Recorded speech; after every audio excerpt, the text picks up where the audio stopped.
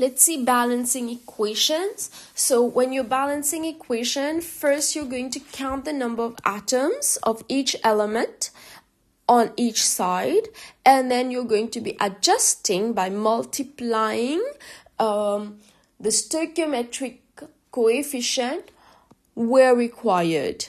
And then you'll have to count and recount several times to ensure that the number of atoms of each element on each side is the same. I'll do a few for you and then you can do some yourselves. So CO2 giving CO. So here you have 1 carbon, you have 2 oxygen, but here you have 1 carbon and 1 oxygen. So you're going to multiply the stoichiometric coefficient by 2 so that you can have 2 oxygen. Now, when you change the stoichiometric coefficient, it means that you're going to recount.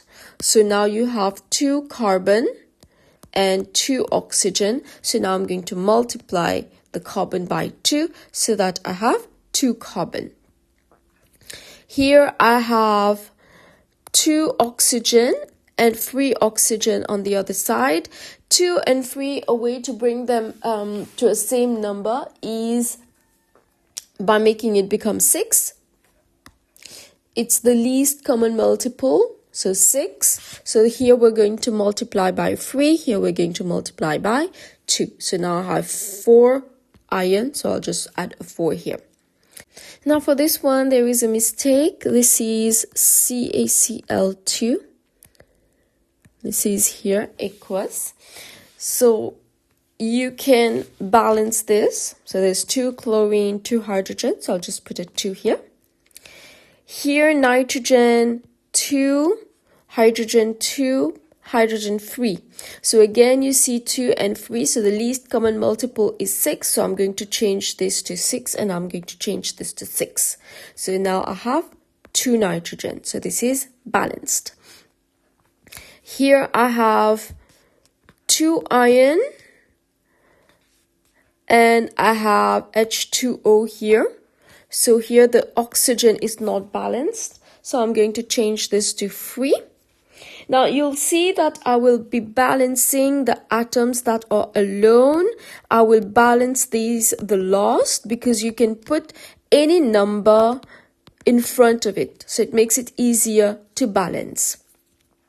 So here I have 6 hydrogen, so I'll put a 3 in front. And I have 2 iron, so I can just put a 2 here. So whatever element you have that is alone, you balance it the last. Now, when you have polyatomic ions is these here.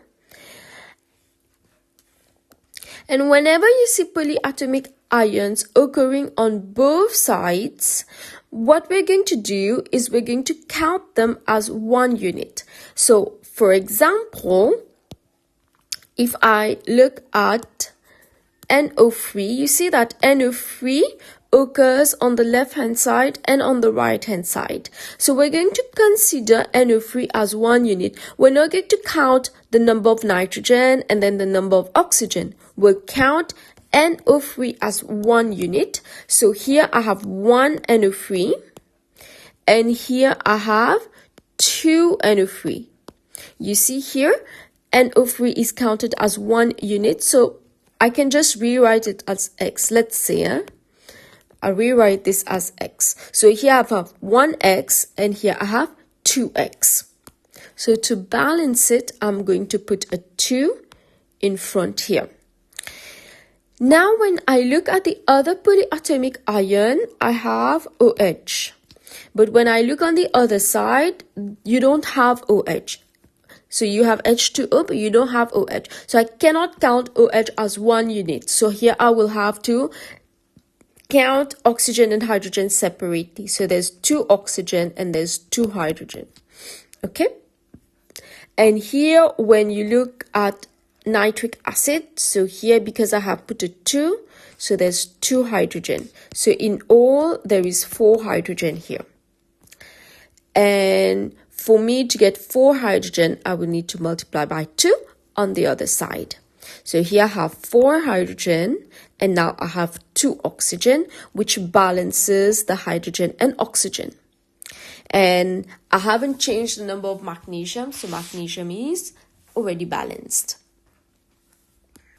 Now let's see how to balance equation of combustion of organic compounds.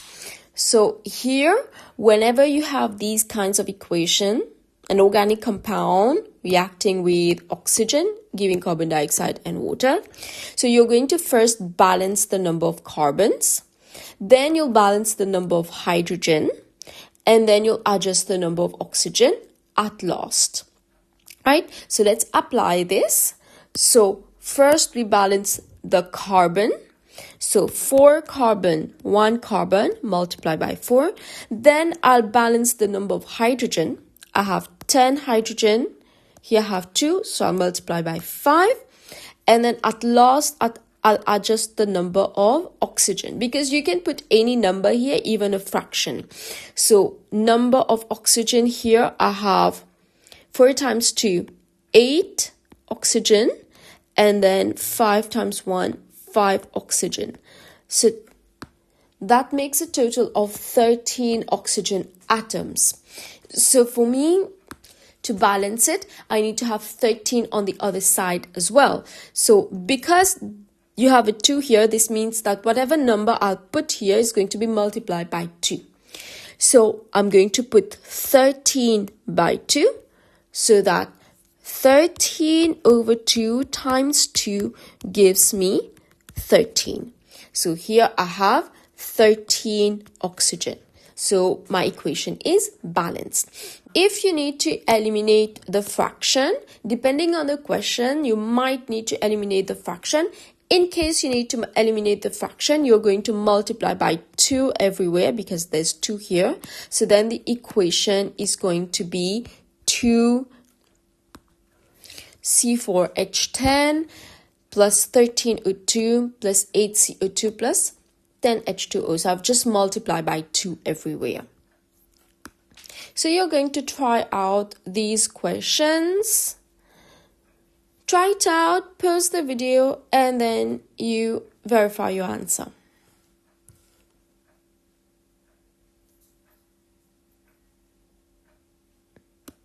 So verify your answer.